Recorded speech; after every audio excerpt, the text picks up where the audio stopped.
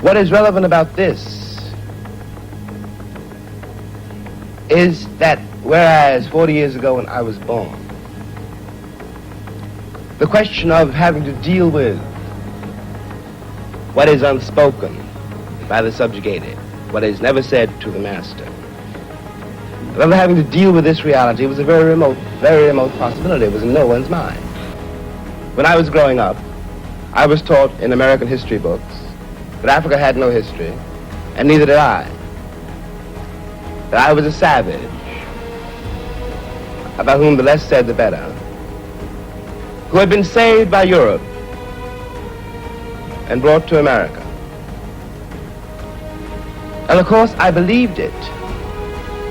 I didn't have much choice. Those were the only books there were. Everyone else seemed to agree. If you walk out of Harlem, ride out of Harlem, downtown, the world agrees. What you see is much bigger, cleaner, whiter, richer, safer than where you are. They collect the garbage. People obviously can pay their life insurance. The children look happy. Say, you're not. And you go back home.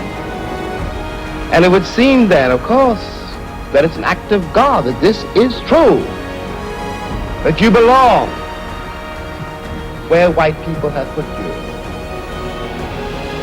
It is only since the Second World War that there's been a counter-image in the world, and that image not come about through any legislation on the part of any American government, but through the fact that Africa was suddenly on the stage of the world, and Africans had to be dealt with in a way that had never been dealt with before. This gave an American Negro for the first time a sense of himself beyond a savage or a clown. It has created, and will create, a great many conundrums. One of the great things that the white world does not know, but I think I do know, is that black people are just like everybody else. One has used the myth of Negro and the myth of color to pretend and to assume that you are dealing essentially with something exotic, bizarre, and practically, according to human laws, unknown. Alas, that is not true. We are also mercenaries, dictators, murderers, liars. We are human too. What is crucial here, unless we can manage to establish some kind of dialogue between those people whom I pretend has paid for the American dream and those other people who have not achieved it, we will be in terrible trouble. I want to say at the end, at last, is that is what concerns me most. We are sitting in this room, and we are all, at least we like to think we are, relatively civilized. And we can talk to each other at least on certain levels. So that we could walk out of here assuming that the measure of our enlightenment, or at least our politeness, has some effect on the world. It may not. I remember, for example, when the ex-Attorney General, Mr. Robert Kennedy, said that it was conceivable that in 40 years in America we might have a Negro president. And that sounded like a very emancipated statement, I suppose, to white people. They were not in Harlem when this statement was first heard, and did not hear, and possibly will never hear, the laughter and the bitterness and the scorn with which the statement was greeted. From the point of view of the man in the Harlem barbershop, Bobby Kennedy only got here yesterday. And now he's already on his way to the presidency. We've been here for 400 years, and now he tells us that maybe in 40 years, if you're good, we may let you become president.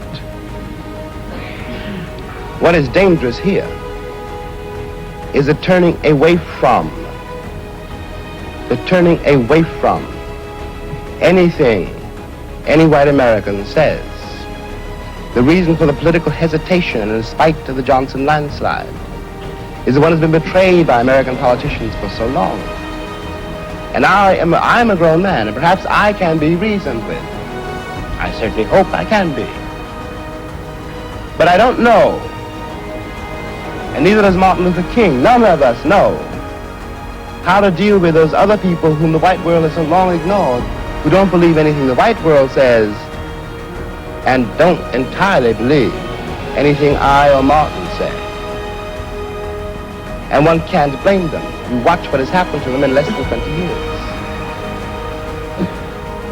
It seems to me that the city of New York, for example, this is my last point, which has had Negroes in it for a very long time. If the city of New York were able, as it has indeed been able, in the last 15 years to reconstruct itself, tear down buildings and raise great new ones, downtown and for money, and has done nothing whatever except build housing projects in the ghetto for the Negroes. And of course the Negroes hate it. Presently the property does indeed deteriorate because the children cannot bear it. They want to get out of the ghetto. If the American pretensions were based on more solid, a more honest assessment of life and of themselves, it would not mean for Negroes, when someone says urban renewal, that Negroes simply going to be thrown out into the streets, which is what it does mean now. This is not an act of God. We're dealing with a society made and ruled by men. If the American Negro had not been present in America, I am convinced that the history of the American labor movement would be much more edifying than it is. It is a terrible thing for an entire people to surrender to the notion that 1/9 of its population is beneath them.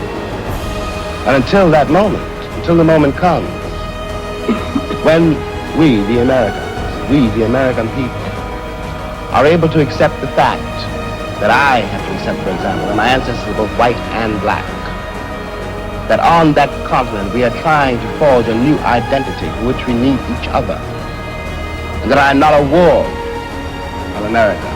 I am not an object of missionary charity. I am one of the people who built the country. Until this moment, there is scarcely any hope for the American dream, because the people who are denied participation in it by their very presence will wreck it. And if that happens, it's a very grave moment for the West.